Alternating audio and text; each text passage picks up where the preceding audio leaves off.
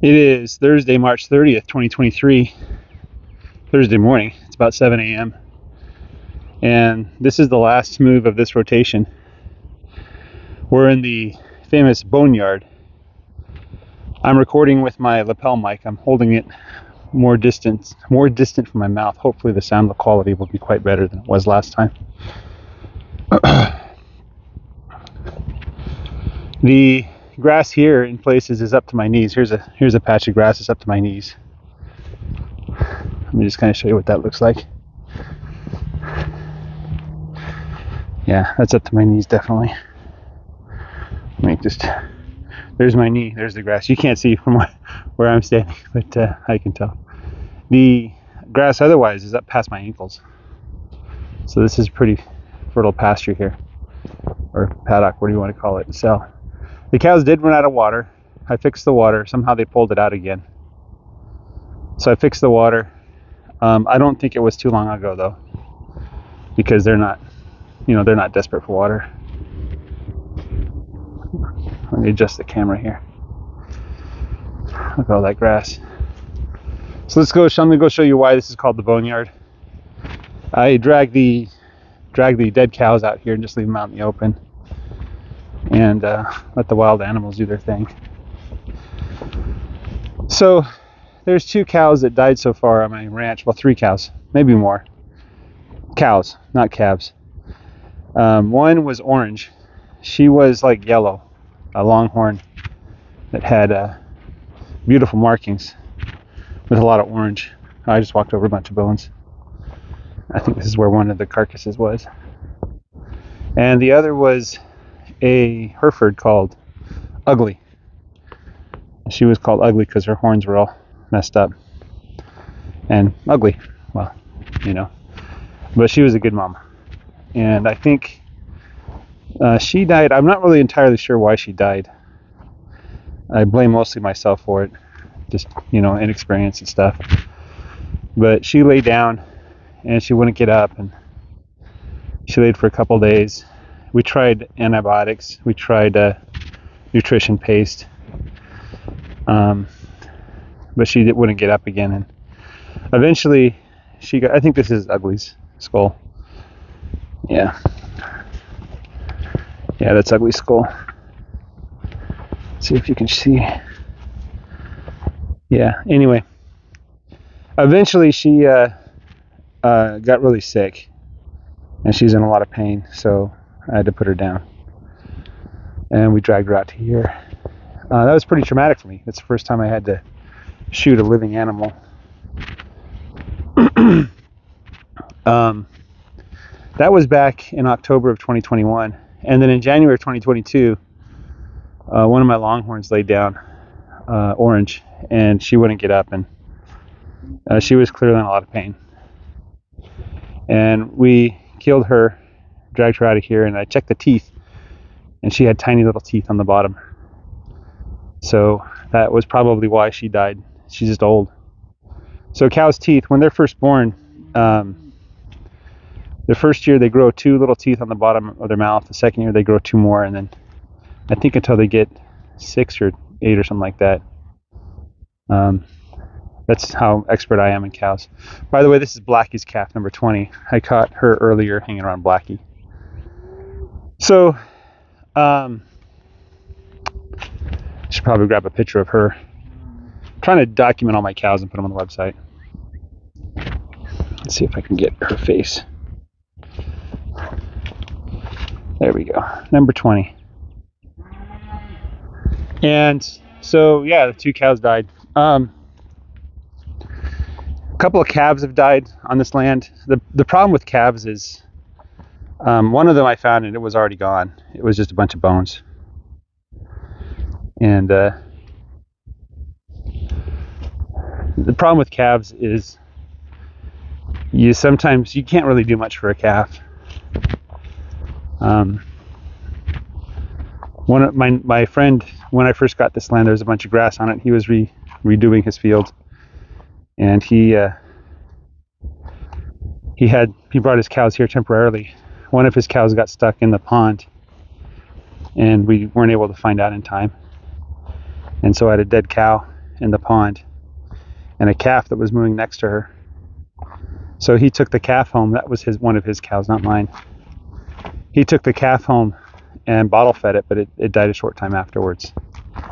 So just, it's hard to save calves. And then if you do bottle feed them,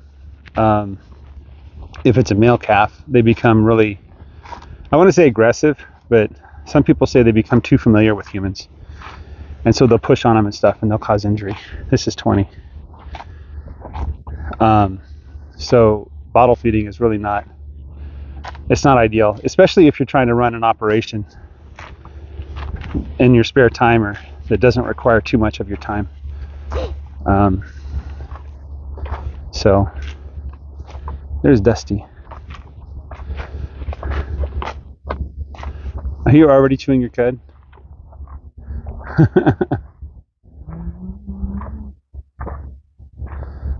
So if you don't know, cows are ruminants, and ruminants have multiple stomachs. And when they first eat the grass, it goes into that first stomach, and then they have to regurgitate it, basically throw it up into their mouth. And then they chew it and they swallow it again. It goes down to their second stomach, and so on throughout their 4 stomachs.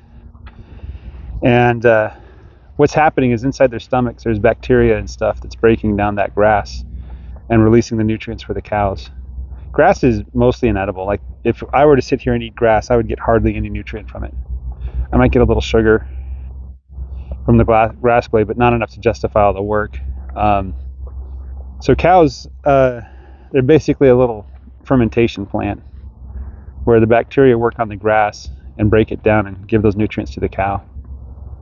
So cows can only spend so much time eating new grass. They have to optimize how much grass goes in their face during that time. And then they have to spend the rest of the time, chewing their cud. And oftentimes they'll lay down and chew on their cud, or they'll just, they'll go to a quiet spot, a safe spot. They'll hang out in the trees, chew on their cud, things like that. So number 20 is a beautiful cow. She's very friendly too. Number 6. I don't have any good pictures of number 6. Number 6 is slightly smaller than the others. She kind of hides in the background, but she's always had good condition. She's given me good calves, So number 6 is just a good one. Number 20, I like you too, and you're a good cow. You give good calves too. Okay? Oh my goodness. This is Metal Tag. Metal Tag is another one of those cows that just quietly does her business. Got no complaints with her. The only ones that I have complaints about are 21, because she lost her calf, and probably the fire was to blame for that. And the other one is 24, because her condition just isn't good. Here's number droopy, or 10. Nice slick coat on number 10. I think number 6 is ready to be a mama. You ready to be a mama, number 6? You can tell she's got a lot of Charlotte in her. What number is this over here? Number 14.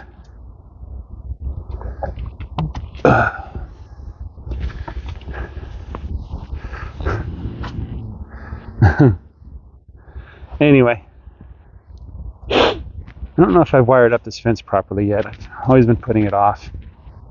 Yeah, 2 of the wires aren't even electrified. Bottom wire, oh, I did it. I did it a while ago. Yeah. This is a spot where animals can get in. I need to kind of secure this. One of the things that I regret doing is I put these insulators like far away from the post. I should have put them pretty close. Because the animals, if they figure out that this part isn't electrified, they can just crawl right through the fence. Chance of that is pretty low, though. The other thing I need to do is I need to run wire around that corner here. Whether it's electrified or not, I need to put something to kind of secure it. Otherwise, it's an entry point or an exit point. Either way. Maybe I'm worried about things that don't really matter. I don't know. Anyway, yeah, this is the boneyard. I chose this area because this is more heavily wooded than the other corner, You can see there's a little stream or something, a stream bed that runs down here. There's a lot of wild animals that come in and out here, you know. And so wanted to give them a chance to feed off my mistakes. The quicker they get the flesh off the bones, the less problems it'll cause in terms of like putrefaction and stuff like that. But where I put the animals, the ground's growing really well, you know. Nature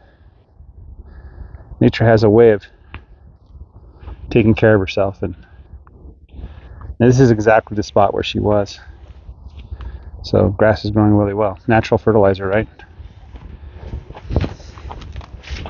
Let's get a picture of this one.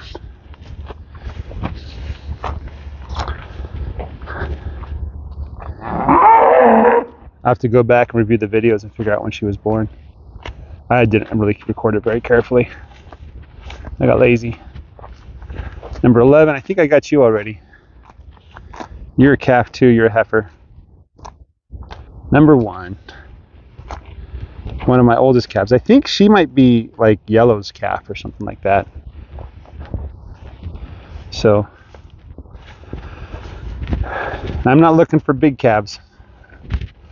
So, I'm not looking for ones that grow up super big, super fast. I think blue and smaller is kind of the ideal size. Red might be a little bit too big. I don't have a good picture of red.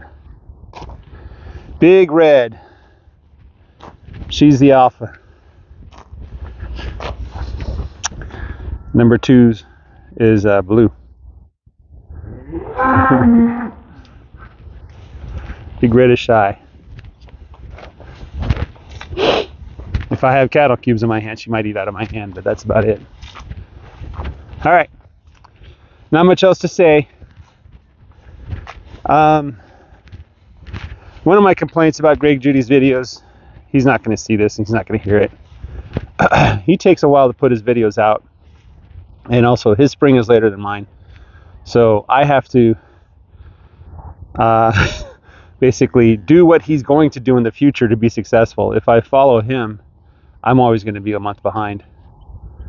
And then the nice thing is about his videos is his fall comes early, right? So I get to follow him into fall. Of course, our winters aren't nearly as severe. You know, we get a couple days, maybe a week of bad weather, but that's about it. So, all right, have a great day, everybody. Take care and bye-bye.